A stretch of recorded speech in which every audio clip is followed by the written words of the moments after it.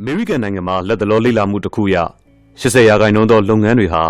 ဝန်ဆောင်မှုကောင်းတယ်လို့သူတို့ကိုယ်သူတို့ထင်နေကြပေမဲ့တကယ်တမ်းတော့သူတို့ရဲ့ဖောက်သည်တွေက8%ကပဲဒီအချက်ကိုသဘောတူကြတယ်ဆိုတာကိုသိရှိခဲ့ရပါတယ်။ဒီလိုကွာခြားနေတာကြောင့်လုပ်ငန်းတော်တော်များများဟာသူတို့မသိလိုက်ခင်မှာပဲအကောင်းဆုံးဖောက်သည်တွေကိုဆုံးရှုံးသွားလေရှိကြပါတယ်။စီးပွားရေးလုပ်ငန်းတွေအနေနဲ့ဖောက်သည်တွေကိုကောင်းမွန်တဲ့ဝန်ဆောင်မှုကိုရေရှည်တသက်ထဲပေးနိုင်အောင်လှုပ်ဆောင်ဖို့ဆိုတာအလွန်ခက်ခဲတဲ့အရာပါ။ဆိုင်တစ်ခုတည်းကိုပဲဝင်လာတဲ့ဈေးဝယ်နှစ်ယောက်ဟာဝန်ဆောင်မှုပေးသူတဦးတည်းစီကပဲကွဲပြားခြားနားတဲ့ဝန်ဆောင်မှုအတွေ့အကြုံတွေကိုရသွားနိုင်ပါတယ်။ဒါ့အပြင်ကောင်းမွန်တဲ့ဝန်ဆောင်မှုဆိုတာကိုသတ်မှတ်လက်ခံတဲ့နေရာမှာလဲ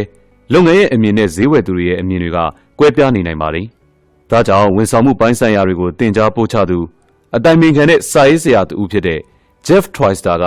သူ့ရဲ့နာမည်ကျော်စာအုပ်တုပ်ဖြစ်တဲ့ Service Failure ဆိုတဲ့စာအုပ်မှာဝန်ဆောင်မှုလုပ်ငန်းတွေအနေနဲ့ကိုယ့်ရဲ့ဖောက်သည်တွေကျင်းအောင်ဆောင်ရွက်တဲ့အချက်တွေကိုအခုလိုဖော်ပြထားပါတယ်။နံပါတ်1ဈေးဝယ်သူတွေဟာအမြဲတမ်းမမှန်ကန်နိုင်ပါဘူး။ဈေးဝယ်သူသာအမြဲမှန်တယ်ဆိုတဲ့အယူအဆဟာ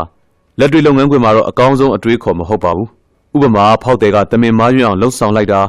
ဒါမှမဟုတ်တမင်ပြဿနာရှာပြီးရိုင်းပြတာမျိုးတွေဖြစ်နိုင်ပါတယ်။ဒါကြောင့်လုပ်ငန်းတွေအနေနဲ့ဈေးဝယ်သူသာအမြဲမှန်တယ်ဆိုတဲ့အယူအဆအစားဈေးဝယ်သူတွေအနေနဲ့သူတို့မှန်တယ်လို့ခံစားနေအောင်အမြဲလှုပ်ဆောင်ပေးသင့်တယ်ဆိုတဲ့အယူအဆကိုလက်ကင်ထားသင့်ပါတယ်။ဝန်ထမ်းတွေကိုလည်းတောင်းဆိုမှုမှန်သမျှကိုအမြဲကောင်းခါပြီးညှင်းဆန်နေမဲ့အစားပြဿနာဖြစ်လာရင်အဖြေရှာတတ်ဖို့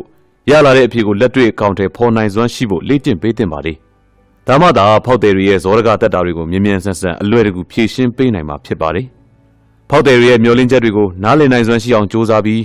အမှန်တကယ်ပေးစွမ်းနိုင်တဲ့ဝန်ဆောင်မှုတွေကိုပဲဖော်ပြထားပါ။ဈေးဝယ်သူတွေဆိုတာလုပ်ငန်းတစ်ခုရဲ့ဝန်ဆောင်မှုကို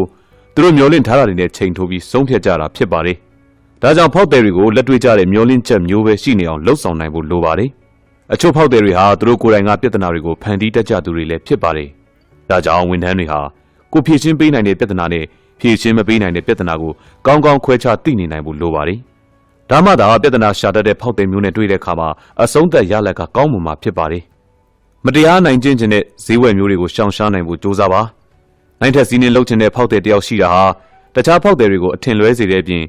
ဝန်ထမ်းတွေကိုပါစိတ်သက်ကြစေနိုင်တာကြောင့်ကိုယ့်လုပ်ငန်းကိုအများကြီးထိခိုက်စေနိုင်ပါတယ်။နံပါတ်1ဝန်ထမ်းတွေရဲ့အမြင်နဲ့လုပ်ငန်းရဲ့အမြင်မျှတညီညွတ်အောင်ညှိနှိုင်းပါ။ဖောက်သည်တွေနဲ့ဆက်ဆံတဲ့နေရာမှာဝန်ထမ်းနဲ့လုပ်ငန်းအမြင်မတူရင်သုံးဦးစလုံးနှင့်နာပါတယ်။ဖောက်သည်လည်းဝန်ဆောင်မှုကောင်းကောင်းမရလုပ်ငန်းလည်းစီးပွားထိခိုက်ပြီးဝန်ထမ်းအနေနဲ့အလုပ်နေရာလည်းဆုံးရှုံးသွားနိုင်ပါတယ်။ဒါကြောင့်လုပ်ငန်းအနေနဲ့ဝန်ထမ်းတွေကိုစိတ်အားတက်ကြွလာအောင်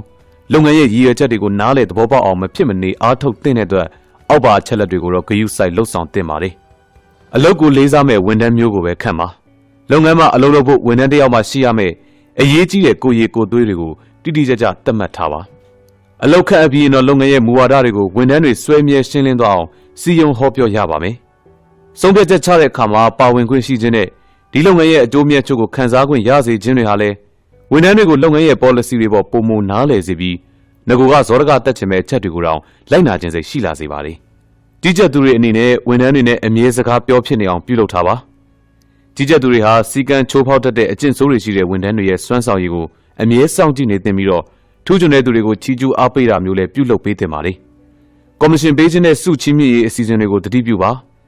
စုပေးတာကော်မရှင်ပေးတာတွေဟာ